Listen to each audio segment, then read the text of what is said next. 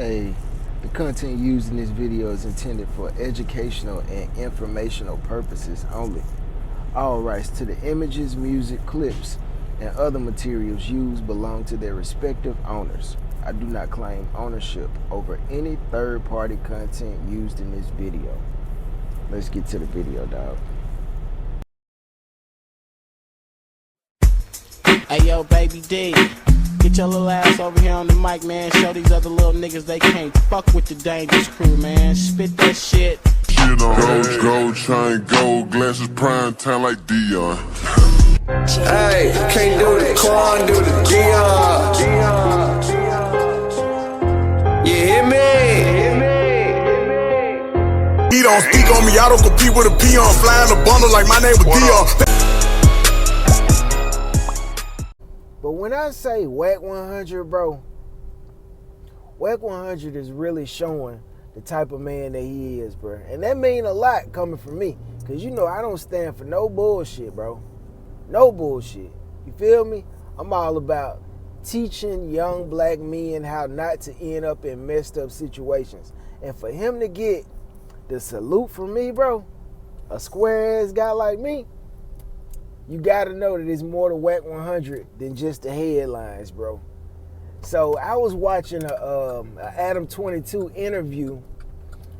To keep it real, I've been following a lot of Wack shit lately, you know what I'm saying? Along with OG Percy, you know what I'm saying? A bunch of the old heads, man. A bunch of the OG people that I figure I could learn a little bit about some shit that I don't know about from. You know what I'm saying? Because who better to learn from than a person with experience, right? You know, that's how you catch a game. You know what I'm saying? It might be something that you don't know. And you fucking brush up on that shit by learning from somebody that's already been through it, right? So I've been watching these guys, man. They've been dropping gems. I've been catching them bitches. I told you I'm Jerry Rice, all behind the back catching game. Nigga, what a game at? I'm catching it, baby. I'm trying to move up. You feel me? I need all the cheat codes that I could get, right? So I was watching this Adam 22 interview today, right? And Wack 100 was on there just spitting some G, and it really showed where his mindset was. You know, like he come on with all these antics and shit like that, man, but the man really understands what your typical black male is up against. He understands how to go towards it and how to dodge it, but he just be with the bullshit to keep his name in the spotlight. Not saying he ain't with the shit. We both know he with the shit, man. This me and you talking. We both know he with the shit. We done seen the squabbles. We done seen all that. But this man here is smart enough to know when and how and why to do that shit, bro. I put a little clip here, man. I want y'all to just peep this man mentality out, man. Watch how articulate this guy is, man. Watch how proactive he is. Watch how resourceful he is. Watch how he's a visionary. Man, listen, bro. Niggas sleeping on Wack, bro. I'm gonna put it like that. Niggas is sleeping on Wack. And I just want you to watch this Adam 22 shit. And you tell me if Wack ain't one of the most brilliant niggas that you never seen live through it and then come out on the other side of it, bro. Watch this shit, bro. That what made prison. Those 7 steps and his tall ass 5 from the writing table to the window, saying and looking out and saying, damn, I got 5 more calendars to do. That's damn near 1,800 days or some shit. You know what I'm saying? It's like you just sitting there, you know, because you know, it's like that's just what it is for a 5-second decision. That's the crazy part. You will do 5 years behind a 5-second decision based upon one word, the principle of it. Why'd you do it? The principle of it. You shooting dice for $5. You stabbed him or shot him. It was the principle. And I don't think we want to do it. I think we brainwashed to do it. 5-second decision, $5. Now you in there and can't get $5 on your books. And this is the craziest thing. Out here, hey, bro, I got somebody pay you 15 hours of work. Nigga, I'm a gangster. You got me fucked up. Well, I look like going to work for $15 an hour. What they'll kill you for in there? A pay number for 30 cents. Well, beg, hey, bro, I'll pay you for the job. Get me out of here. She'll pay you $40 a month. But the same dude to come to the street and won't work for $15 an hour. Right. He would rather take a penitentiary chance to go back for the pay number of the $40, $50 a month. Yeah, it's crazy. The whole train of thought is twisted. You dig what I'm saying, man? Like, he be with all the bullshit, but he really understand what's going on in the world. He really knows how to defeat that mindset that keeps niggas in the repetitious activities that come along with being locked up over and over and over again. If he get the young men to listen to what he's saying and understand what he's saying and comprehend what he's saying, that man there could be a very powerful voice, man, because that's what people need to hear. People need to hear that it's okay to get a fucking job. It's okay, bruh. It's safe to get a fucking job. Of course, everybody want to be their own boss. Everybody want to be a millionaire. Everybody want to not have to fucking answer to nobody. Everybody want to work when they want to work and all that shit. But you got to crawl before you walk. And the man that's already got a job is the man that's already a few steps ahead of you, because you have to take yourself out of that mentality where I don't want to work for nobody. I just want to fucking trap. I want to fucking rob. I want to fucking live the criminal element of life. And that's what he's telling you right now. You have to break away from that mindset where you just saying, no, I don't want to work for nobody. I'm not working. Like Nipsey said on one of his songs, I'd be damned if I slave for some white cracker. Well, everybody ain't got drug money that they saved up that they could start out with. You know what I'm saying? So some people had to get it out the mud. That's the real getting it out the mud. Like when you had to go to a fucking job and start your account from 0 balance in your checking and your savings account. And you have to build that shit up week for week. If you don't put nothing but $20 back every week, at the end of the month, you got $80 saved up after you done paid all your bills and shit off. That's the real getting that out the mud, man. Not no fucking, you know what I'm saying? So that's what he's telling niggas. Like, don't be so afraid to get a job to where you'll throw yourself in harm's way to be locked up again because you just so fucking set on, oh man, I heard all the OGs said they ain't gonna never get no job. And that's some powerful shit. You know, I've been talking about this shit here for years now. You feel me? Because I'm a working man. But listen to the next part that I put in here, and he's gonna show you what kept him from fucking up again and going back to prison again after he got out for the last time that he went, and what mentality he had to have and adapt to keep him from going back into that repetitive cycle of going back in prison. And it all begins with self-determination that you're not gonna go back by any means. You know how they say, bro, if you take one step towards God, he'll take 2 steps towards you. If you want to get out the streets, man, and live a legal life, bro, God is right there waiting on you. All you got to do is say the word. But listen to Wack. Watch how his testimony go. Watch this.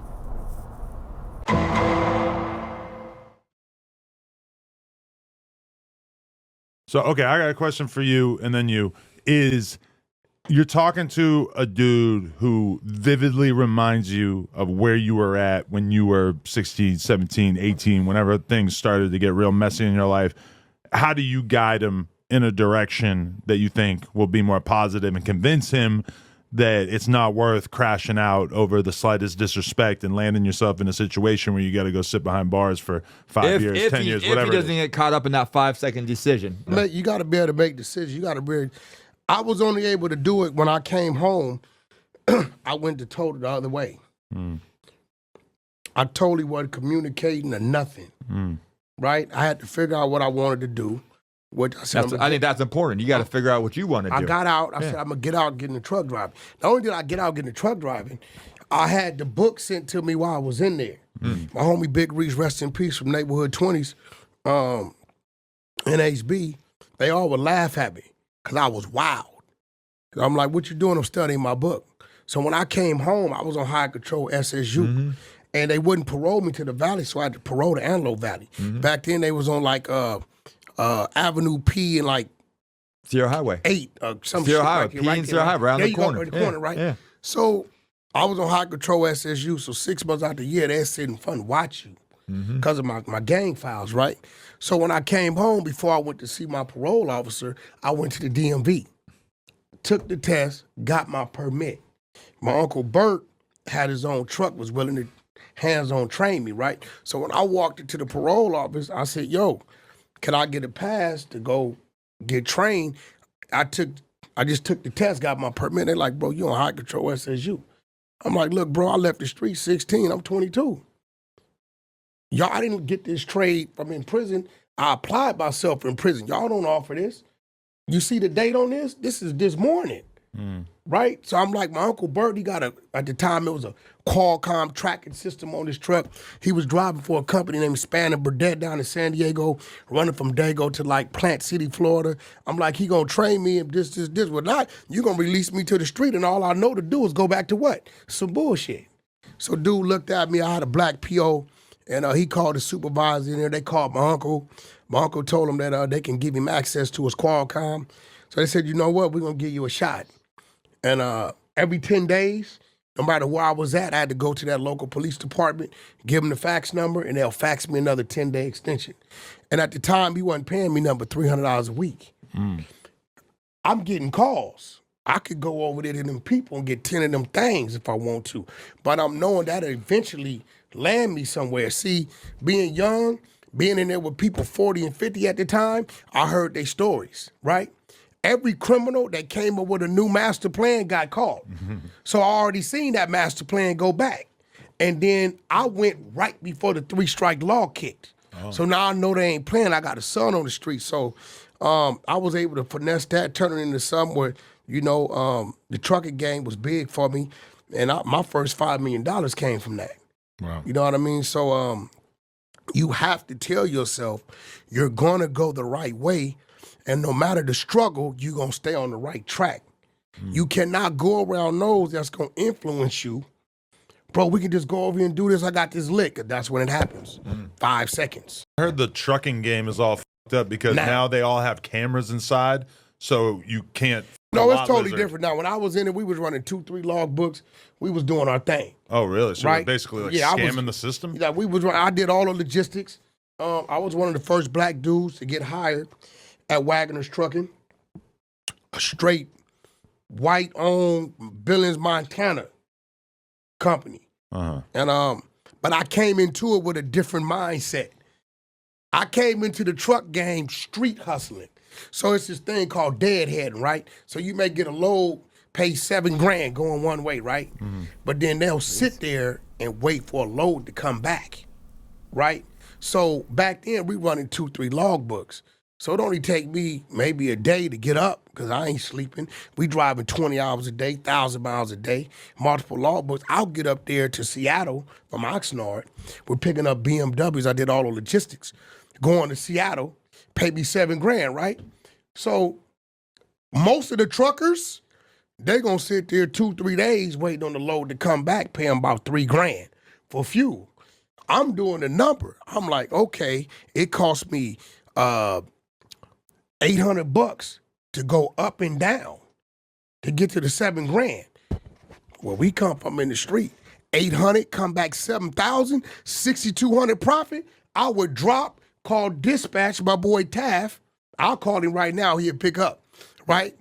And like, yo, he said, I got another load going straight back up. I deadhead down, spend the $400 in gas, get the load that pays $7,000, go back up, deliver, and be right there with the dude sitting there to get the same load they waited 2-3 days to get. So I can't, and the dude asked me, he said, yo, man, And I told him, I'm an ex-con on parole. I had French braids at the time. I'm still swole and all that. I said, but I'll outrun everybody on your fleet.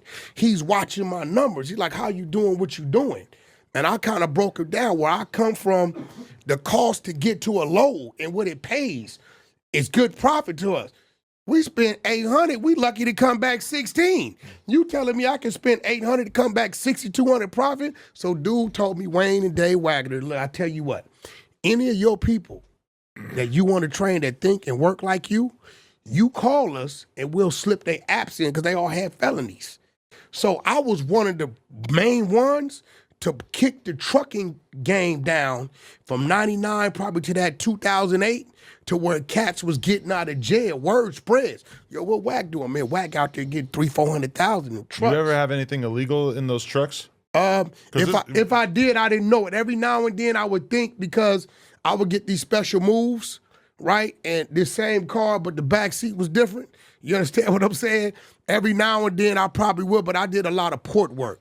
BMW, Porsche out of National City, Volkswagen, Audi out of National City, BMW out of Port Hueneme. So my first $5 million came from trucking, and from that I developed a tax problem, which led me to talking to people about real estate.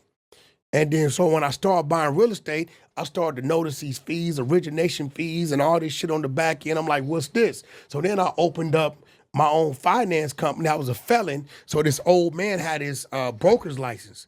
And my man Tim Haskins knew him. So we like, look, bro, let us use your broker's license and we'll pay you $1,000 a deal, guaranteed 10 grand a month and 1,000 on top of that. So we close 15 deals, we give him 15,000, but we're using his broker license to do the real estate. So now I'm making money doing my own real estate.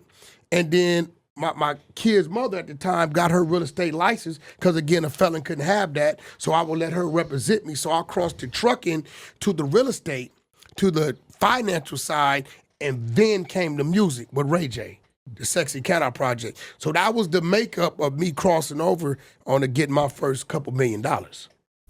Listen, man. Y'all can think we be out here playing in these trucks if you want to, bro. Listen, listen. The man's so 100 about what he talking about, bro. My lifestyle kind of went the same old way. I wasn't dabbling with no 10 kilos and no shit like that.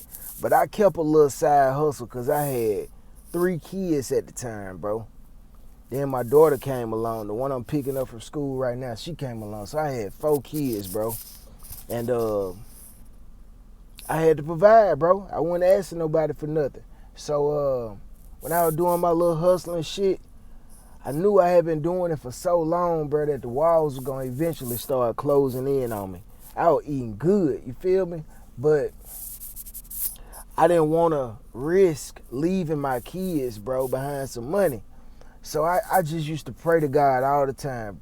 God, please just provide a way for me to make enough money to be able to leave this shit right here alone. You know, I appreciate you holding me down and providing a way for me to make my ends meet. When the checks went good, this player come along. When the check went right, or a bill came up, or a car need fixing, this play right here come along. And that thing just kept twerking. It kept twerking.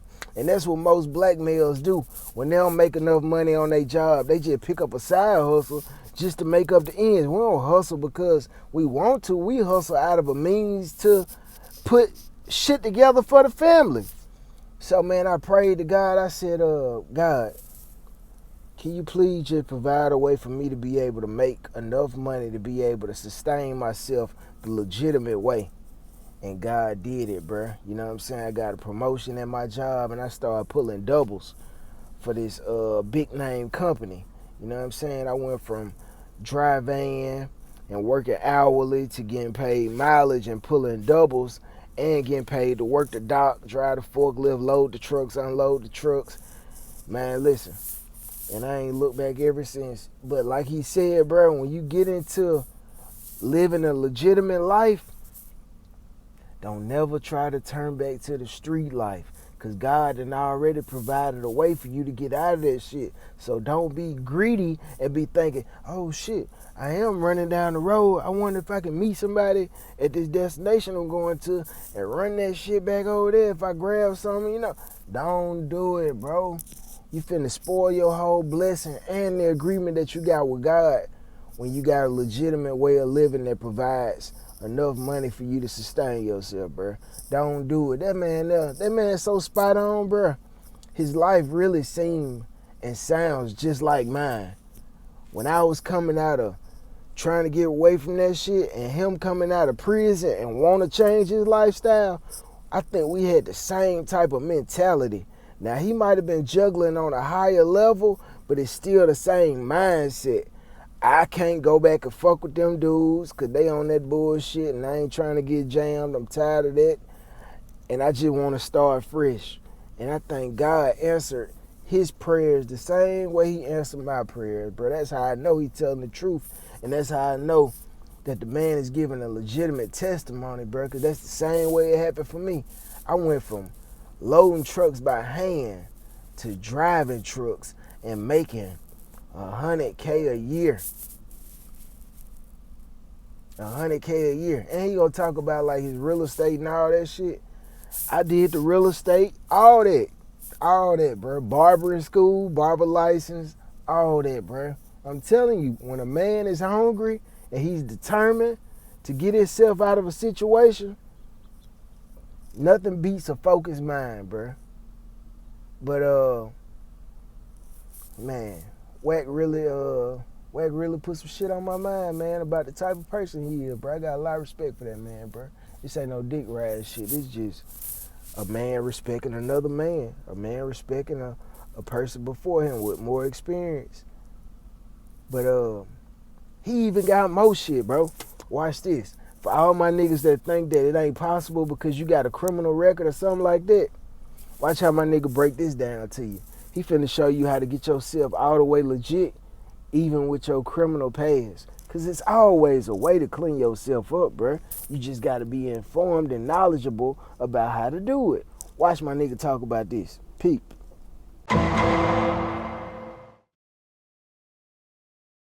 A simple fight for us, you know, it'll add up. Especially depending on, you got your record expunged yet? No, man. How long you been off? I've been off for 8 years now. A lot of it's all clear. It's all good. You know, I got off high control. I got off another year after that. I got off regular. You know, and so I'm going on 10 years now. So have you had your criminal record? No, I have not. I haven't. I got that plug for you. Yeah, I need that plug. I got that plug for you. Yeah. Yeah. Rehabilitation. They only charged me $1,000. Shoot it. I'm gonna give I have something like 37. All my shit's gone. Nice, dude. She gets the job done. I'm gonna give you a number when we leave here. Yeah, please do. Give her a call, tell her I sent it. She gonna get all your, and we talking about the real one, not the bullshit one. She gonna go to the courts where it's gonna Los Angeles County Court. Gone. Nice. So I got that plug for you. I need that. Look at this. Look at me bringing races together. What a glorious day it is. Stories. This is good though. I like it. Hold on, man. Listen, man. Uh-oh, what are we doing? Flow update? Oh no, I'm No just flow look, update? bro. Hold on. Listen. Listen. At the end of the day, I'm a very resourceful guy, right? Got it. Let me see. And this is what it's all about. See if she picks up. And when I tell you it's gonna leave, brother, leave. Police pulled me, ain't nothing there. Gone. No felonies, no misdemeanors, everything. This is Teresa. Hey, sis. Hey. Hey, listen. What's your name, brother? Garrett. My guy Garrett. We doing a podcast. Boy, yeah. And you know, we talk because you know he come from a different side, from the prison side. But he's been home clean by like 10 years. So I'm gonna give him your number so he can get his record expunged. All this stuff is in Antelope Valley. He's an Antelope Valley guy. Okay, no worries. Feel free to give it to him. I'll take care of him, okay? Appreciate you. Okay, thank you, bro. Bye-bye. He loves to fix a problem. I Hey, love yo, it. if I could listen, I feel like if it's put That's in front that of me, street. You know, I feel like that's if it's- that street. And if be it's like, put in front of me, Yeah. I'm supposed Let's to do do it. something about it. And I'm gonna be real. I hope it never happens. Right? But believe it or not, and not just with him, but with his people, because they're gonna watch this because he's on here. Right? When they see things like that happen, you never know where I might be at a gas station or my name might come up in something. and they remember that. Shit like that, I ain't had to do that, right? But I know it's a plug I use for me. We the same when it come to that, right? Now, once this happens and his shit goes away, Lord forbid that he ever gets into something, guess what? They can't hit you with priors. They can't hit you with none of that. Those are plugs. These are the things that we don't do with one another, right? Although we from two different races, we from the same struggle being an ex-con. And if I got a plug, then I'm going to share that plug. You know, it may come a day to where I'm trying to get something done. They like, yeah, man, my guy such and such is the plug. Who? Oh, shit, tell him it's for Wack. Right? And when he hear that, right, he probably make an exception or may like, nah, that's my guy. He took care of me. So that's just what this is all about. And on this platform, that's what we extended to the youth. Those that's in there, hey, listen, bro, we know what your ideology was. Everybody changes, right? You know what I'm saying? So, you know, we ain't had no goddamn decision on who we gonna be born as and where we gonna be born at. We go through things, we figure it out. And then that's just what it's all about. For sure. Right? I love it. It's all love. No, let's do it. Adam and Wack Show, episode 78. Sounds like 78. Appreciate you, Garrett. We'll throw your socials in the description so people can tap in. Appreciate you, man. Thank you. Much love. Thank you. What's up? What's up? Come on, bro. Tell me that wasn't no solid shit right there, man. Come on. This man, Adam, put two people that used to beef with each other in the prison system. You know what I'm saying? The Peckerwoods, which was the white gangs in prison, and the Blood Pyrus. He put them in the same room, and this man so 100, bro, that this man here reached out to one of his resources and got this man right here the plug to get his record expunged, bro. That's what I'm trying to tell you. People underestimate who Wack is. You know what I'm saying? Like I say, bro, a wise man can play a fool, but a fool can't play a wise man. It's kind of like what Gucci Man and them did back in the day. Not Gucci Man and them, what Gucci Man did.